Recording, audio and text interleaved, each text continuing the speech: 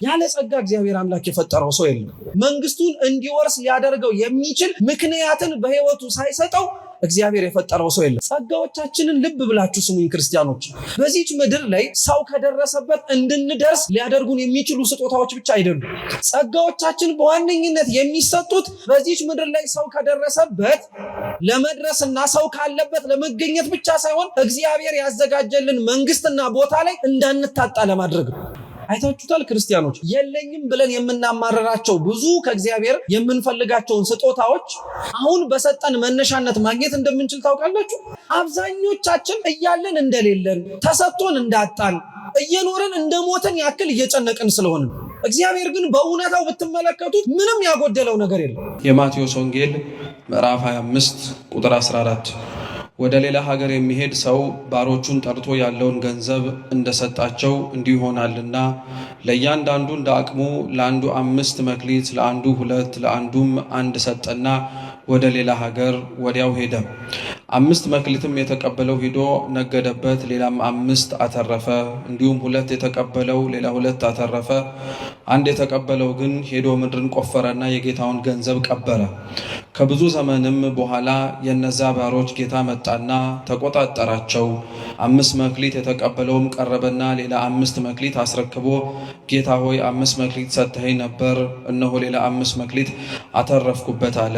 ጌታውን መልካም አንተ በጎ ታማኝም ባሪያ፣ በጥቂቱ ታምነሃል፣ በብዙ ሾመሃለው፣ ወደ ጌታ ደስታ ግባ አለው። 2 መክሊትም የተቀበለው ደግሞ ቀርቦ ጌታ ሆይ 2 መክሊት ሰጥተኸኝ ነበር፣ እነሆ ሌላ 2 መክሊት አተረፍኩበት አለ።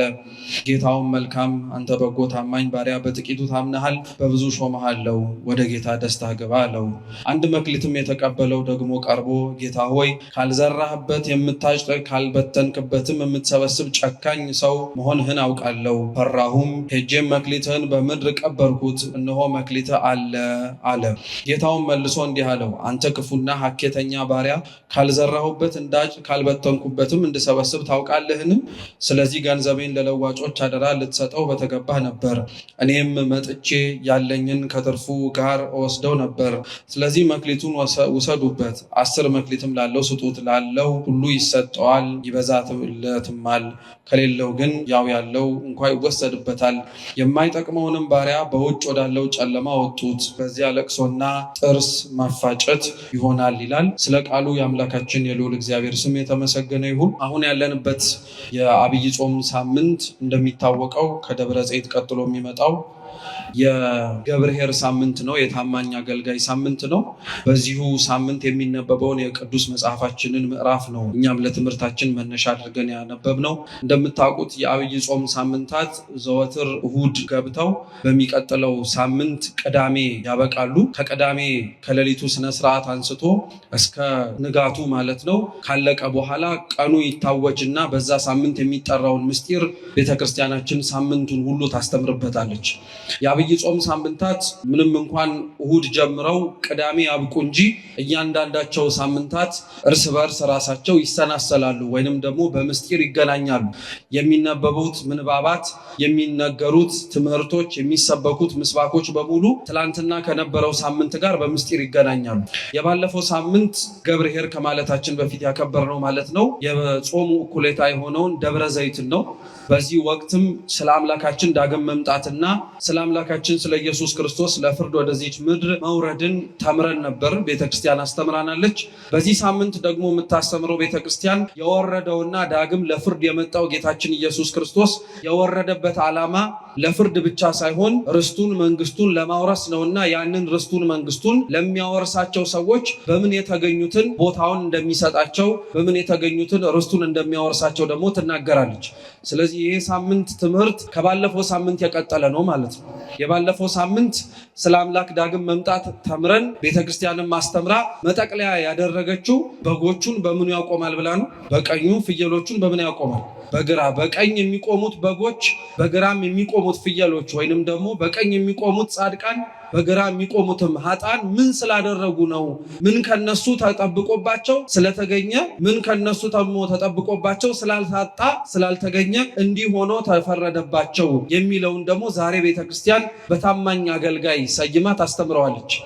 እንግዲህ የባለፈው የጌታችን ኢየሱስ ክርስቶስን ጾምን በመናስብበት በደብረ ዘይት ሳምንት ላይ ትምህርቱ የሚያቆመው ጌታችን ኢየሱስ ክርስቶስ ፍርድ እንደሚሰጥ በመናገር ፍርድ አንዱ አምላካችን መድኃኒታችን ኢየሱስ ክርስቶስ ዳግም ወደዚች ምድር ሲመጣ ከሚያደርጋቸው ነገሮች መካከል ተቀዳሚውን ስፍራ ይይዛል። አምላካችን ልዑል እግዚአብሔር ወደዚች ምድር መጥቶ የሚፈርደው ፍርድ የሚፈርደው የእያንዳንዱን ሰው የመጨረሻ ዕጣ ፈንታ ግን ከፍቅሩ ጋር የሚቃረን አይደለም። ይህንን ማወቅ ለምን ያስፈልጋል መሰላችሁ ክርስቲያኖች? ብዙዎች ዳግም ምጽአትንና የክርስቶስን መምጣት መንግስተ ሰማያትን ከመውረስ ጋር ብቻ ሳይሆን የሚያያይዙትና የሚያውቁት ወደ ገሃነምም ጭምር አምላክ ወደ ማስገባቱ ነው እና ስታስቡት ፍቅር ነው ተብሎ ሲነገር የነበረው ፍቅር ነው ተብሎ ሲሰበክ የነበረው እርሱም ደግሞ ከፍቅሩ የተነሳ ብዙ ኃጢአተኞችንም ጭምር ሲምር የነበረው አምላክ በመጨረሻ ደግሞ የት ፍቅሩ ጠፍቶ ነው ሰዎችን ወደ ገሃነም የሚያወርዳቸው? ያ መሐሪ የሆነው ፍቅሩ የት ጠፍቶ ነው ሰዎችን ወደማይጠፋው ወደ ዘላለም እሳት የሚጥላቸው ብለው ሰዎች ይጠይቃሉ። ይህን ማወቅ ያስፈልጋል። በምድር የሚኖር ሰው እንደ እግዚአብሔር እንዳልሆነ በመጀመሪያ ከማወቅ ወይም ደግሞ ከማስገንዘብ እንጀምር። ሰው በዚች ምድር ላይ ሲኖር በነገራችን ላይ ፍቅሩና ፍርዱ ተመሳሳይ ሊሆንለት አይችልም። ልብ ብላችሁ ራሳችንንም ተመልከቱ። ብዙዎቻችን ስንወድ ፍርድን እናጎላለን። በጣም ላፈቀርነው ለወደድነውና ራሳችንን አሳልፈን ለሰጠነው ሰው ስለወደድነው ብቻ የምናጎልበት ፍርድ አለ። ወይንም ስለወደድነው ብቻ ያጠፋውን ጥፋት ልናልፈው እንችላለን። ስለወደድነው ብቻ ደግሞ ያልሰራውንም ስራ ሰርቷል ብለን ልንናገርለት እንችላለን። እንደዚሁ ሁሉ በዚች ምድር ላይ ስለወደድን የምናጎለው ፍርድ እንዳለ ሁሉ ስንፈርድ ደግሞ የምናጠፋውን ፍቅር አለ።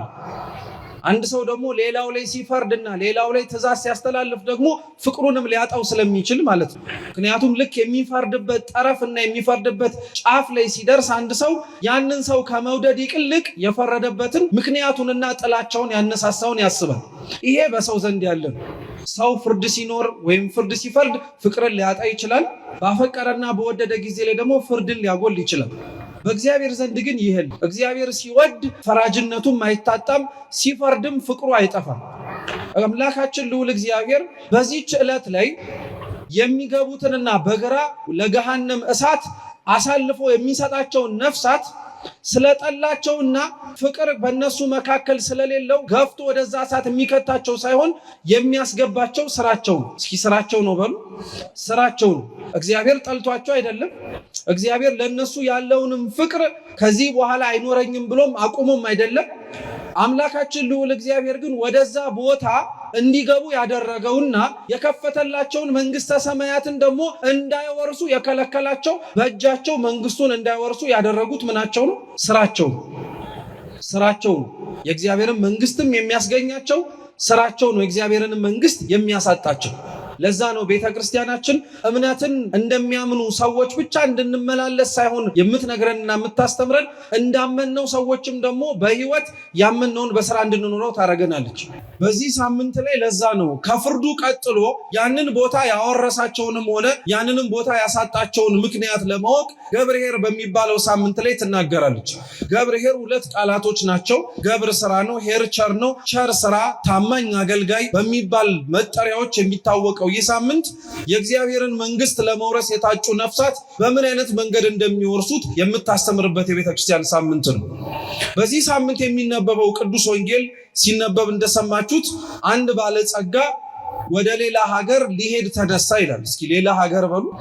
ሌላ ሀገር እየተባለ የሚጠቀሰው እና ባለጸጋም ተብሎ የተጠራው አስቀድሞ ክርስቶስ ነው፣ አምላካችን ነው። ክርስቶስ ባለጸጋ ተብሎ ተጠርቷል። ወደ ሌላ ሀገር ሊሄድ ነው ተባለ። ሌላ ሀገር የተባለው አንድም መንግስተ ሰማያት ናት አለኛ ሲሆን ማለት ነው። አንድም ሌላ ሀገር የተባለው ደግሞ ሰው ሆኖ ወደዚች ምድር ተመላልሶ የድህነት ስራውን ከጨረሰ በኋላ ሌላ ሀገር ወደ ተባለ ወደ መጣበት ወደ ጽርሐ አርያም ወደ ሰማያዊ ዙፋኑ ሊሄድ ነውና ሌላ ሀገር አለ። ስለዚህ ያ ባለጸጋ ወደ ሌላ ሀገር ሊሄድ ነበረ። ወደ ሌላ ሀገር ሲሄድ ግን ወይም ወደ ሌላ ሀገር ሊጓዝ ሲል ግን እንደዚሁ ዝም ብሎ ሊሄድ አልፈለገም። ሶስት አገልጋዮቹን ሶስት ሎሌዎቹን ጠራና መክሊት ሊሰጣቸው ወይንም ደግሞ ገንዘብ ሊሰጣቸው ፈለገ። ልብ ብላችሁ ሰምታችሁ ከሆነ ሲነበብ እነዚህ ሰዎች ባለጸጋው ሊሄድ እንደሆነ አውቀው አይደለም ስጠን ብለው የመጡት። ባለጸጋው ራሱ እንደሚሄድ አውቆ ሎሌዎቹን ጠርቶ ልስጣችሁ አለ እንጂ እግዚአብሔር እንዲህ አይነት አምላክ ነው። ስጠን ብለን የምንለምነውን ነገር አስቀድመን ከመለመናችን አስቀድሞ ስጠን የምንለውን ነገር እንደሚያስፈልገን አውቆ የሚሰጥ ጌታ ነው። እግዚአብሔር በነገራችን ላይ ስጠን ብለን የምንለምነውንና ስጠን ብለን የምንማጸነውን እያንዳንዱን ጥያቄዎቻችንን ሳንለምነው መስጠት የሚችል አምላክ ነው። በሎሌዎቹ ይህንን ማየት ትችላላችሁ። ወደ ሩቅ ሀገር እንደሚሄድ አውቆ ራሱ የጠራቸውን ሎሌዎች ብር ልስጣችሁ፣ መክሊት ልስጣችሁ፣ የምታተርፉበትን ጸጋ ላካፍላችሁ ብሎ ሰጠ እንጂ እነሱ ተሰብስበው መጥተው ትተሃል ልትሄድ ነውና እስከምትመለስ ድረስ እስከምትመጣ ድረስ በምን እናውቃለን የምንጠባበቅበት ነገር ስጠን ብለውት አይደለም። ልብ ብላችኋል? ጌታችን በምድር ላይ በተመላለሰበት ጊዜ ላይ ወይም በምድር ላይ ሰው ሆኖ እየተራመደ ባስተማረበት ወቅት ላይ ሰዎች የሚረባ ነገር ጠይቀውታል ብላችሁ ታምናላችሁ? አብዛኞቹ ሰዎች ሲጠይቁት የነበረውን ጥያቄ ሲለምኑት የነበረውን ልመና ስታዩ በጣም ነው የሚገርማችሁ። አብዛኞቹ ይጠይቁት የነበረው ስለ ስጋዊ ነገሮቻቸው ነበር። የታመሙት ለመፈወስ ነበር ሲጠይቁት የነበረው። የተዋቸው ሰዎች ወይም ደግሞ ሰው የሌላቸው ሰዎች ሰው እንደሌላቸው ሲነግሩት ነበር። ቅድስና የራቃቸው ሰዎች ንጽህናን ሲለምኑት ነበር። እኒህ ሁሉ ልመናዎችን በሙሉ ጌታችን ኢየሱስ ክርስቶስ ግን አቅልሏቸው ሰዎች በእግዚአብሔር ፊት ቆመው ሊለምኑት የሚገባውን ትምህርት ሲናገር ግን ጸሎት ሲያስተምር እንዲህ ነው ያለው፣ ጽድቁንና መንግስቱን ሹ ሌላው ይጨመርላችኋል ነው ያለው። አስቀድሞ ማንም ክርስቲያን ሊለምነው ከእግዚአብሔር ፊትም ቆሞ ሊማጸነው የሚያስፈልገው ነገር ቢኖር ስጠኝ ብሎ ከእግዚአብሔርም ፊት ሊማጸን የሚገባው ነገር ቢኖር መንግስቱን ጽድቁን። ታውቃላችሁ ክርስቲያኖች፣ ሁላችንም ከእግዚአብሔር አንለምነው እንጂ ጠርቶ ሊሰጠን የሚፈልገው መክሊትና ጸጋ መንግስቱን እንደሆነ ታውቃላችሁ። የምንጠብቃትን በላይ በሰማያት እንኖርባታለን የምንለዋን መንግስተ ሰማያት እንደሆነ ታውቃላችሁ። ግን ስንቶቻችን ያንን መንግስት ለምነዋል? ግን ስንቶቻችን መንግስቱን እንዲያወርሰን እግዚአብሔርን የመጀመሪያ ጥያቄያችን አድርገነዋል? እግዚአብሔር ለዛ ነው የሚያስፈልገንን እንደሚያስፈልገን አውቆ የሚሰጠን አምላክ መሆኑን ሊያስተምረን ስለፈለገ ወደ ሩቅ አገር ሊሄድ የነበረው ይህ ባለጸጋ ሎሌዎቹን ጠራቸውና እንኩ የሚያስፈልጋችሁን ልስጣችሁ አላቸው። ባለጸጋው እነዛን ሎሌዎች ሰበሰባቸው። የመጡትንም ሎሌዎች ሲነበብ እንደሰማችሁት እንደየአቅማቸው መክሊትን ሰጣቸው አለ። አምላካችን ወይም ባለጸጋው የተባለው ማለት ነው ሎሌዎች ለተባሉትና ለሚያገለግሉት ወደ ሌላው ሀገር የሄደውን ጌታቸውን ለሚጠብቁት ክርስቲያኖች ለሆንን ለኛ ለእያንዳንዳችን የሰጠን ነገር እኛ መሸከም ከምንችለው በላይ የሆነ ሳይሆን እንደምናችን እንደየአቅማችን። ለሁሉም ሰው እግዚአብሔር አምላክ የሰጠው ስጦታም በሉት ሁሉም እንደየአቅሙ ነው። ስጦታው በእርግጥ ቅዱስ ጳውሎስ በመልእክቱ በቆሮንቶስ እንደሚናገረው አንድ አይነት አይደለም፣ ልዩ ልዩ ነው። ጸጋ ልዩ ልዩ ነው። አገልግሎት ልዩ ልዩ ነው። አሰራር ልዩ ልዩ ነው ይላል። ሰምታችሁታል? ቅዱስ ጳውሎስ አይገርምም? ጸጋ ልዩ ልዩ ነው ብቻ ብሎ አላቆመም። አገልግሎቱም ልዩ ልዩ ነው አለ። ያንን ጸጋ ሰው ሊያገኝበት የሚችልበትን መንገድ ተመሳሳይ አይደለም አለ። ቀጠለና ደግሞ አሰራሩም ልዩ ልዩ ነው አለ። ጸጋው መለየቱ አገልግሎቱ መለየቱ ብቻ እንዳይደንቃችሁ ክርስቲያኖች፣ ያንን ነገር ለማግኘት የምንወጣበትና የምንወርድበት መንገድ አሰራሩ ራሱ የተለየ ነው። አንዳንዱ የእግዚአብሔርን መንግስት ለማግኘት በቅዱስ ጋብቻ ሊወሰን ይችላል። አንዳንዱ የእግዚአብሔርን መንግስት ለመውረስ በዓት አጽንቶ ገዳም ገብቶ መንኩሶ ባህታዊውም ሆኖ ሊኖር ይችላል። አሰራሩ ልዩ ልዩ ነው አይደለም? ነው፣ ልዩ ልዩ እኮ ነው። ያገባው ሌላ ነው፣ የመነኮሰውም ሌላ ነው። ያገባው ሌላ ይሁን የመነኮሰው ሌላ ይሁን፣ በማግባቱ የሚሰጠው አገልግሎት ይለይ፣ በመንኮሱም የሚሰጠው አገልግሎት ይለይ። እግዚአብሔር የሰጠው ለዚህ ሰው ጸጋው ትዳር ይሁን፣ ለዛ ሰው የሰጠው ጸጋ ደግሞ ምንኩስና ይሁንም። ቅዱስ ጳውሎስ ግን መጨረሻ ላይ ምን ይላል? አሰራርም ልዩ ልዩ ነው ካለ በኋላ ሁሉን የሚሰጠው ጌታ ግን ስንት ነው ይላል? አንድ ነው። ክርስቲያኖች በሙሉ በተሰጣቸው ጸጋ ከእግዚአብሔር በተቀበሉት በማናቸውም አይነት መክሊት ሊወርሱት የሚችሉትና ገብተን እንኖርበታለን ብለው የሚለምኑት ቦታ ስንት ነው? አንድ ነው። ለጻድቃን የተዘጋጀችውን መንግስተ ሰማያትም ለባህታውያንም ተዘጋጅታለች፣ ለመነኮሳትም ተዘጋጅታለች፣ ለባለትዳሮችም ተዘጋጅታለች። ለሁሉም እግዚአብሔር አምላክ ወርሰውት እንዲኖሩት ያዘጋጀላቸው መክሊት ብትኖር መንግስቱ ስንቲት ናት ማለት ነው? አንዲት ናት። የምንወርሰው መንግስት ብቻ አይደለም፣ በነገራችን ላይ አንድ ይሆን የምንወርስበት ምክንያታችንም አንድ ነው። ባለትዳሮች ጸጋቸው ሆነው የሚያገቡት አግብተውም ጭምር ለመኖርም የሚፈልጉት እግዚአብሔርን ለማስደሰት ነው። በትዳራቸው ውስጥ አምላካቸውን ለማግኘት ነው። መነኮሳትም የበለጠውን ክብርና የበለጠውን ጸጋ ፈልገው ሰው ከበዛበትና ምንም ነገር ካለበት ቦታ ላይ ተለይተው ብቻቸውን በረሃ ውስጥ የሚኖሩት በዛ ህይወታቸው ውስጥስ ማንን ለማስደሰት ነው? እግዚአብሔርን ለማስደሰት ነው። ጸጋቸው፣ አስተራራቸውና አገልግሎታቸውም ልዩ ይሁን እንጂ በሁለቱም ህይወት ላይ የሚፈልጉት ማንን ነው ማለት ነው? አንዱን እግዚአብሔርን። አሁን ክርስቲያኖች እኛ የምንኖረው ህይወት ውስጥ ይቅርና ለማስደሰት በህይወታችን ውስጥ ራሱ እግዚአብሔርን እንፈልገዋለን። አብዛኞቻችን እኮ ከምንኖረው ኑሮ ውስጥ እግዚአብሔርን ከመፈለግ ይልቅ ከምንኖረው ህይወት ውስጥ እግዚአብሔር እዛ ህይወት ውስጥ አለ ብሎ ከመፈለግ ይልቅ እግዚአብሔር ቢኖርም ባይኖርም ልንኖረው የምንችለው ኑሮ እንደሆነ አምነን መሰንበት ከጀመርን በጣም ቆይተን። ክርስቲያኖች በዚች ምድር ላይ ህይወት ኖሮን እግዚአብሔር አምላክ እስካቆየንና እስትንፋስ እስካለን ድረስ እስከ መጨረሻይቱ ህቅታ ድረስ ትልቁ ልንኖረው የሚገባው ነገር ቢኖር እግዚአብሔርን ፍለጋ ነው። በየትኛውም ጊዜ የማይቋረጥ ናፍቆታችን ቢኖር ክርስቶስ ነው። ሰው በዚች ምድር ላይ የሚኖረው እሱን ብቻ ለማግኘት ነው። የጸጋዎች ሁሉ ጸጋ፣ የስጦታዎች ሁሉ ስጦታ ሰዎች ለሌላው ሰዎች ሊያደርጉት ከሚችለው ትልቁ ነገር በላይ ምንድነው ብትባሉ እግዚአብሔር ነው። ሰው የሚኖረው እርሱን ለመፈለግ ነው። እርሱን በመፈለግ ውስጥ ደግሞ መልሶ ራሱን ያገኘው። ሰው የሚኖርበት ዋነኛው ዓላማው እሱ ነው፣ እግዚአብሔርን ለመፈለግ ነው። በህይወት ውስጥ አምላኩን ለማግኘት ነው። ያንን ህይወትና ያንን መክሊት ለማግኘት ነው ክርስቲያኖችም የሚኖሩት። ያንን እግዚአብሔርን ፈልገው ለማግኘት የሚናፍቁትን ከእርሱ ጋር አብረው እንዲኖሩ ጭምር ደግሞ የሚማጸኑትን አምላክ ማግኘት የሚችሉበትን ደግሞ አምላክ መክሊቶች፣ ስጦታዎች፣ ጸጋዎች ሰጥቷቸው።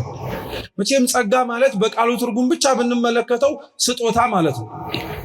እግዚአብሔር ማናቸውንም ነገሮች ለሰው ልጆች ስጦታ አድርጎ የሚሰጣቸውና ስጦታም አድርጎ እንኩ ተቀበሉኝ የሚላቸው እንደ ስጦታነታቸው እኛ ጋር እንዲቀመጡ አይደለም። አንደኛው ለዛ ነው ሲነበብ እንደሰማችሁት ለሎሌዎቹ የሰጣቸውን መክሊቶች በሙሉ ተመልሶ ያ ጌታ ከሌላ ሀገር ሲመለስ አምጡት ብሏል አላል? ብሏል። እግዚአብሔር የሚሰጠውን ነገር በሙሉ ስለዚህ ምን ያደርጋል ማለት ነው? ይቀበላል ማለት ነው። ይሄንን አልለመድንም አይደል? በእኛ ህይወት ግን አሁን ለአንዱ ለምንወደው ሰው የምንሰጠውን ስጦታ ይዞት እንዲያስቀረው ነው እንጂ እኛ ተመልሰን ስንመጣ የሰጠው የታለ ብለን የምንቀበለው አይደለም። እግዚአብሔር ግን እንዲህ አይደለም። ስጦታዎቹን ሲሰጥ የምንኖርበትና በዚች ምድር ላይ የምንቆይበትን እድሜ አውቆ ነው የሚሰጠው። በእያንዳንዱ በሰጠን ስጦታ ውስጥ ደግሞ ይዘነው እንድንኖር ካረገ በኋላ ከሞት ወደ ህይወት ተሻግረው ነው ደርሱ ስንመጣ አስቀድሞ የሚጠይቀን ነገር ደግሞ መልሶ ምኑ መጀመሪያ የሰጠንን ስጦታ ነው።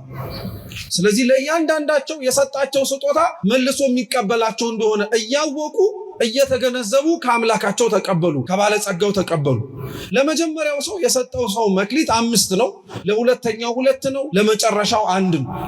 እነዚህ ባለ 5 ባለ 2 እና ባለ 1 የተሰጣቸው መክሊት ምን ናቸው የሚሉትን በአንድ ምሳሌ ወይም ደግሞ አንድ አባቶቻችን ባስተማሩት መንገድ ብቻ ለመመልከት እንሞክር። እነዚህ 5 መክሊቶች ባለጸጋው ጠርቶ የሰጠው ማለት ነው ለመጀመሪያው ሎሌ 5ቱ መምህራን፣ መጻሕፍት፣ በጎ ሕሊና፣ ስነ ፍጥረትና መገለጥ ናቸው። ይሄ ለአንዱ ሎሌ የሰጠው 5 መክሊት ነው። እንደ አቅሙ እንዲሸከም የሰጠው። ለአንዳንዶቻችን ስጦታዎቻችን መልሰው ወደ እግዚአብሔር የሚወስዱን መንገዶቻችን እንደመሆናቸው እነዚህን 5ቱንም ነገሮች ሊሰጠን ይችላል እግዚአብሔር። ለአንዳንዶቻችን መምህራንን ሊሰጠን ይችላል። ዓላማዎቹን አደራ እንዳትረሷቸው። የስጦታዎቹ ዋነኛ ጭብጥ እንደ ስጦታ እንድንቀበላቸው ሳይሆን በእነዛ ስጦታዎች ማን ጋር መድረስ መቻል ነው? እግዚአብሔር ጋር መድረስ ነው። ዋነኛው ዓላማው እሱ ነው የገብርኤል። ለአንዳንዶቻችን መምህራንን ሊሰጠን ይችላል። ብዙ ጊዜ ላይ ይህን ታሪክ የምንመለከትበት መነጽር እንደ ተቀባይ ብቻ ስለሆነ ያለንን ነገር ብቻ ሳይሆን መመልከት ያለብን በዚህ ሳምንት ላይ እግዚአብሔር ለእኛም እንድናገኘው የሰጠንን ነገር ማየት አለብን። እግዚአብሔር እርሱን ፈልገን እንድንመጣ ለአንዳንዶቻችን መምህራንን ሰጥቶናል። በእነዛ መምህራን ዓላማው እግዚአብሔርን ማግኘት ነው።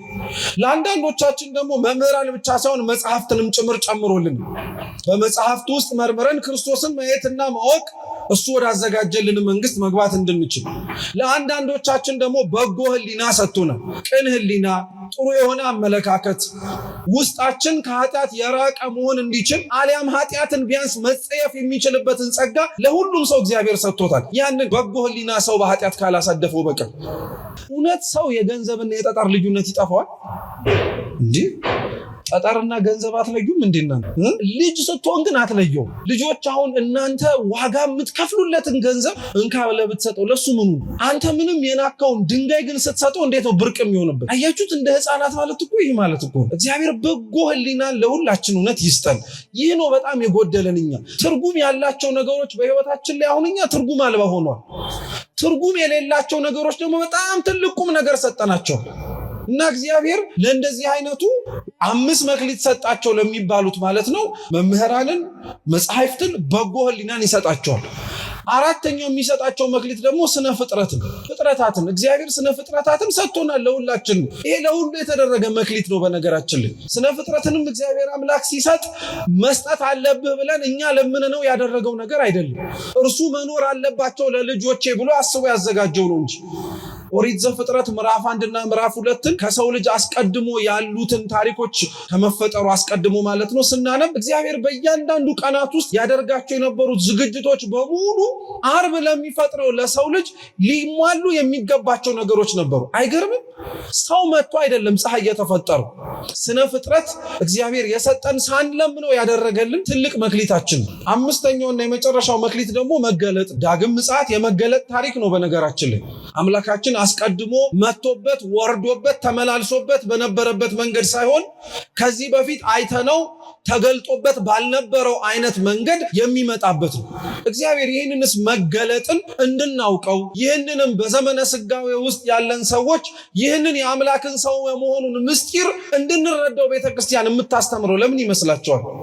ዓላማውና ዋነኛው ጭብጡ በዚህ ውስጥም እግዚአብሔርን ማግኘት እንድንችል ነው። ክርስቲያኖች መምህራንን እግዚአብሔር የሰጠው፣ ስነ ፍጥረትን የሰጠው፣ ቅዱሳት መጽሐፍትን የሰጠው፣ በጎ ህሊናን የሰጠው ራሱን ሰው ሆኖ አምላካችን ልዑል እግዚአብሔር በዚች ምድር ላይ እንዲመላለስም ጭምር ያደረገው እኒህን 5 መክሊት ለሰው ልጆች የሰጠው እርሱን መልሰው ማግኘት እንዲችሉበት ነው።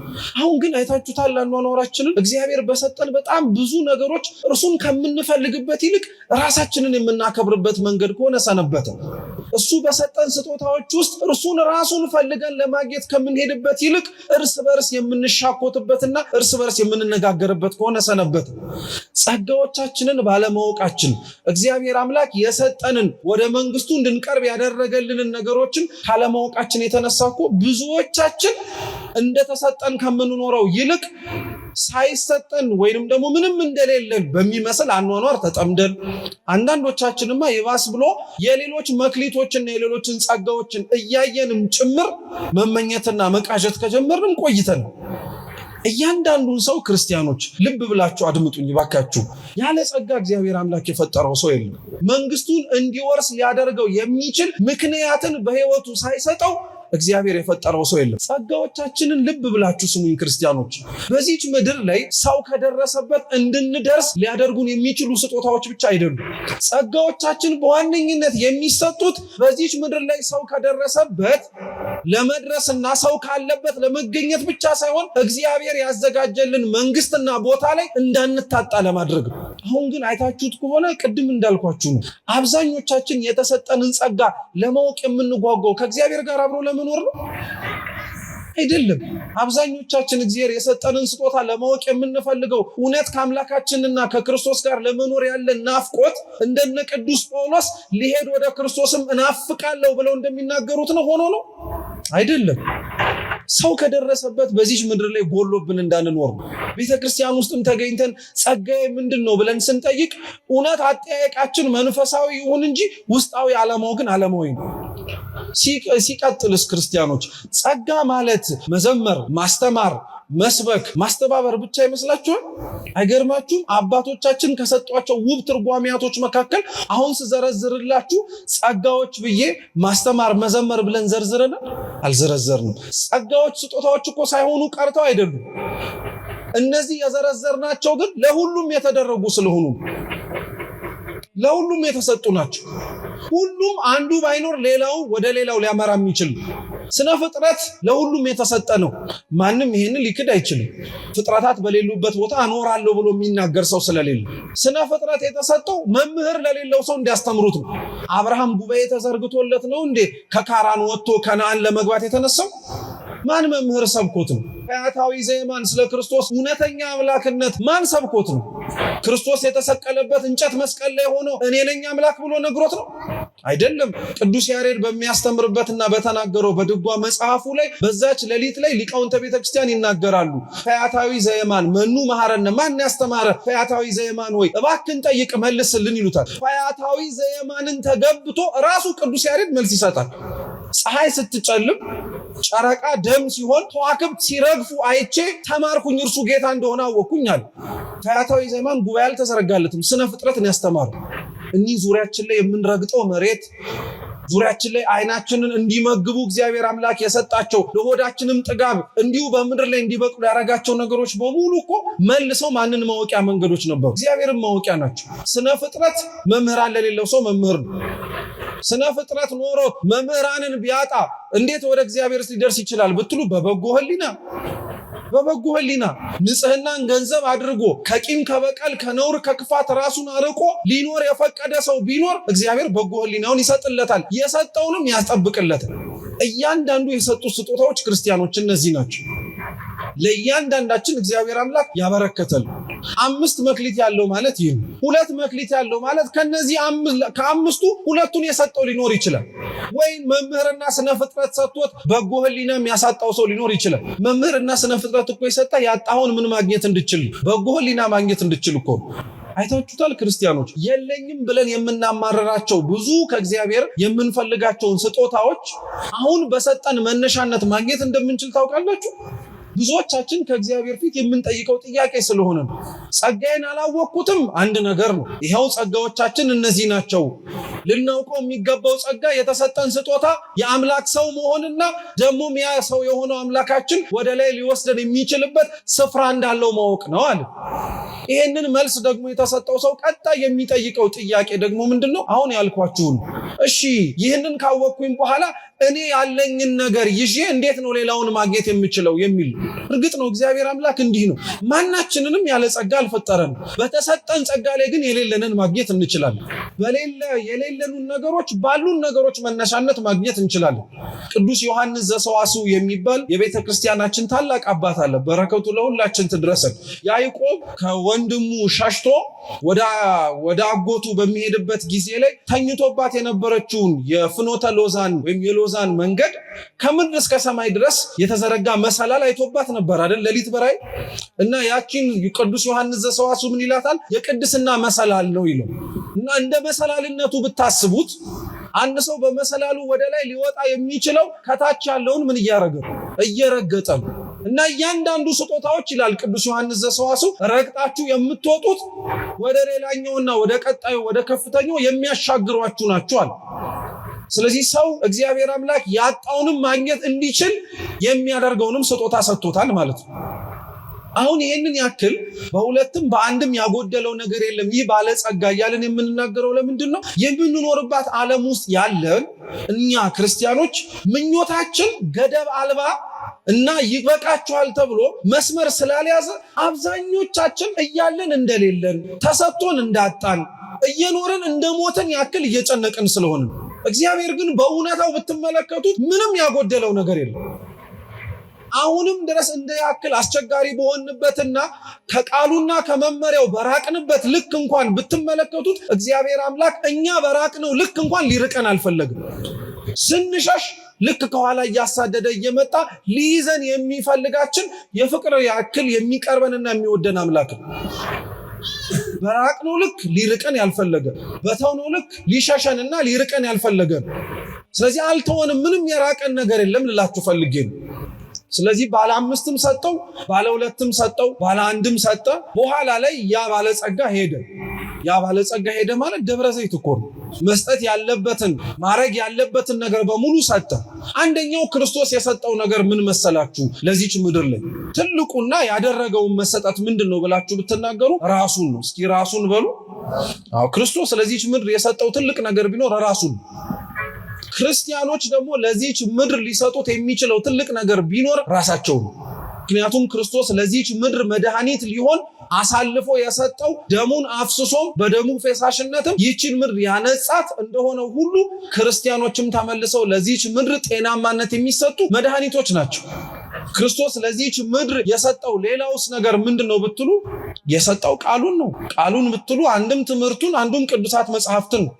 እግዚአብሔር ለዚህች ምድር ስጦታ አድርጎ የሰጠው ቅዱስ ቃሉን ነው ካልን ክርስቲያኑ መጽሐፉን የሰጠው እንድናነበው እኮ ብቻ አልነበር።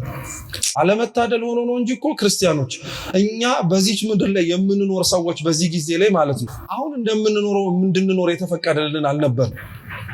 እኛ በዚህ ምድር ላይ ያለን ሰዎች መኖር የነበረብን የተጻፉት መጽሐፍት ቅዱሳት እንኳን ቢጠፉ መልሰው መጻፍ እንዲችሉ ሊያስችል በሚችል አኗኗር።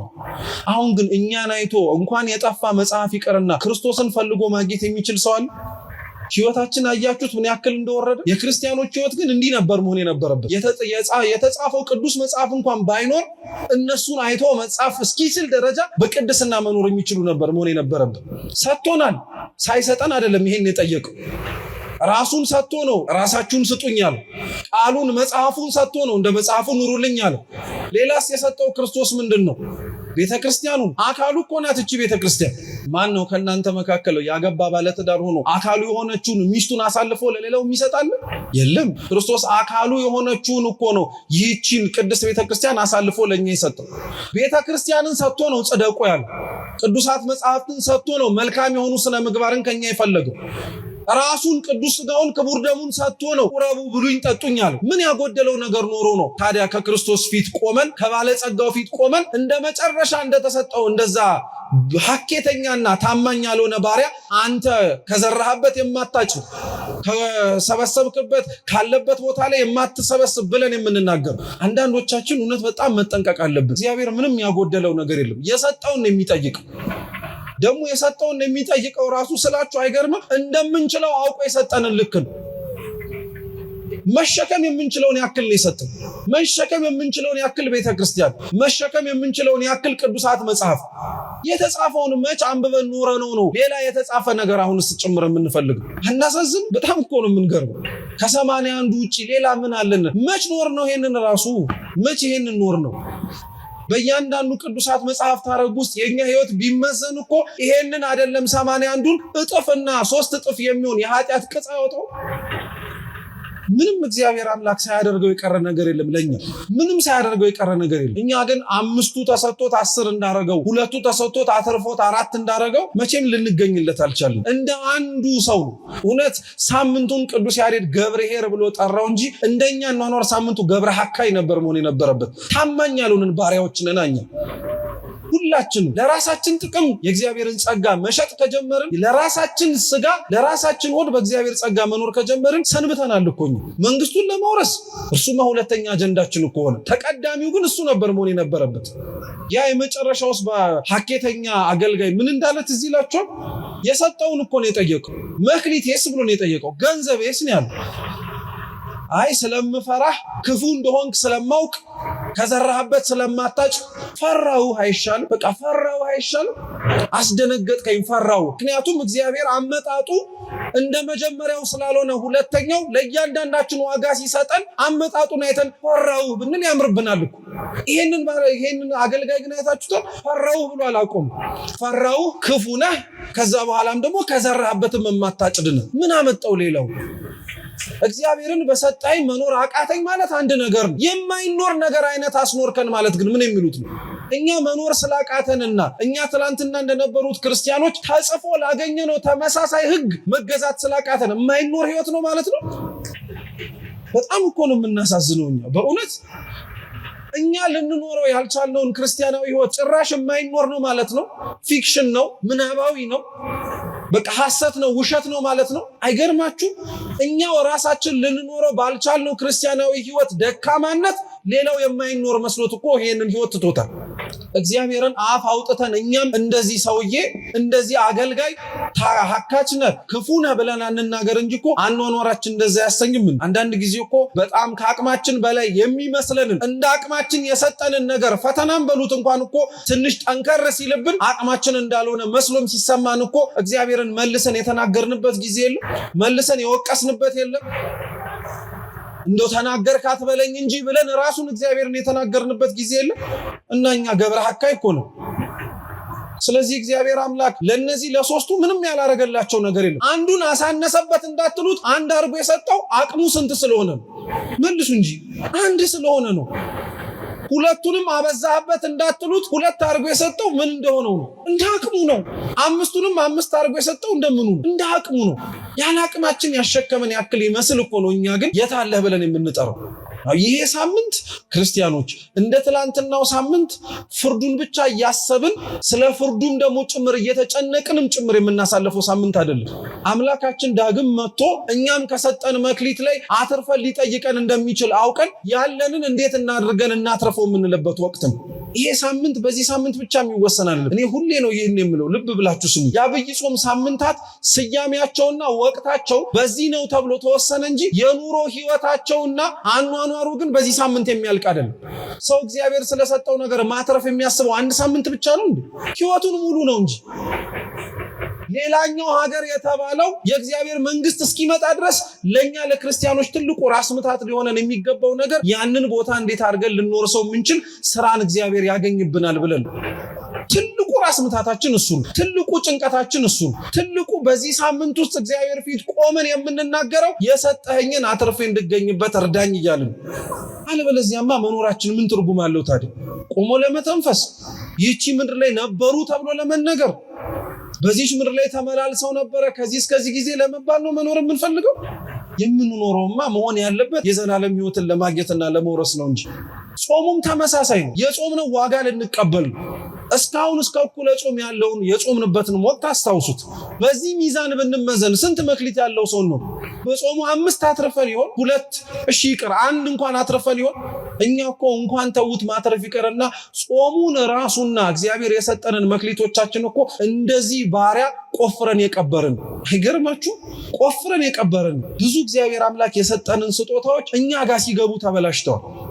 ልብ አምላክ ዳዊት ለዛ ነው መዝሙር 13 ላይ ምን ይላል? ከመቃብር ኩሱት ጎራኢቶም ይላል። ጉሮሯቸው እንደተከፈተ መቃብር ነው ይላል። መቃብር አንደኛው ጠባዩ ምን መሰላችሁ? እንደተቀበለው መልሶ መስጠት አይችልም። እናንተ የሞተውን ሰው ሰውነቱን አጥባችሁ ሽቱ ነስነሳችሁ በመገነዣ ጨርቅ ጠቅልላችሁ አዲስ ሳጥን አምጥታችሁ በክብር በእንባ አጅበን እናስገባዋለን። ይሄን ንጹህ አድርገን የሰጠነውን ጨርቅ ከተወሰነ ሳምንት በኋላ ስትከፍቱት ቆሽሿል። ሽቶ የነሳነሳችሁበት ገላ መሽተት ጀምሯል። አጥባችሁ ያስቀመጣችሁት ሰውነት ምስጥ እየበላው መፍረስ ጀምሯል። እኛ መቃብር ነን ለእግዚአብሔር ማለት ይሄ ነው። ምን ሰጥቶን ያላበላሸነው ነገር አለ? ሳይሰጠን ኖሮ ነው አሁን ሰላም ስንለምን የነበረው? ሰጥቶን አበላሸነው። ፍቅር ሰጥቶን አበላሸነው። መክሊት ስጦታ የምንላቸውን ሁሉንም ነገር ሰጠን፣ እንደ መቃብር አስገብተን አበላሸነው። ይሄ ሳምንት ስላበላሸናቸው ነገሮች ራሱ ተመልሰን የምንጸጸትበትና የምናዝንበት ሳምንት ነው። እግዚአብሔር በእውነት ሁላችንም መንግስቱን ለመውረስ የሚያስችለውን ስራውን እና ምግባሩን ህይወቱን እምነቱን ይስጠን። ያስተማረን አምላካችን ስሙ የተመሰገነ ይሁን። በተማርነው ፍሬ እንድናፈራ ይርዳን።